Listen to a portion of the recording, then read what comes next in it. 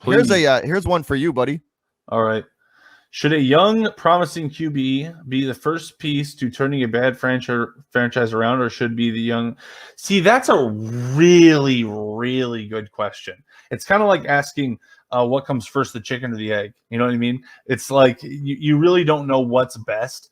Like the Seahawks, for instance. If you look at the Seahawks in the early 2010s and stuff like that, the tens, as I'll call them, they got everything. They built an awesome team around Matt Hasselbeck. They basically said, all right, you're our veteran and stuff like that. They built a running game. Marshawn Lynch, amazing secondary, one of the best secondaries you've ever seen in the league. The Legion of Boom. Then they just happened to hit on a third round pick known as Russell Wilson. See, and then you go to 2 Super Bowls. So that worked out well for them.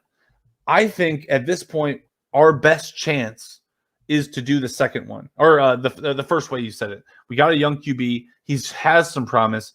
Give him now. Honestly, they usually say, I think Colin Cowherd always says, I'll give him 16 to 17 games. It's like, well, Fields deserves like 25 to 30 games, in my opinion, because he's starting with like less than most people start with. Although I will give you, Justin Herbert is an exception. He came in with the worst offensive line in the league and still dominated. Doesn't happen to everyone. Fields maybe isn't that talented. I still think he deserves a little bit of a chance to show who he is. That's all. Yeah, no, I'm with you 100%.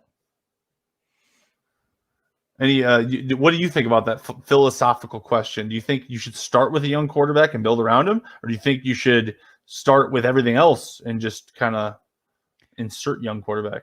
I think it's O-line first, but I'm sorry, I didn't want to interrupt you.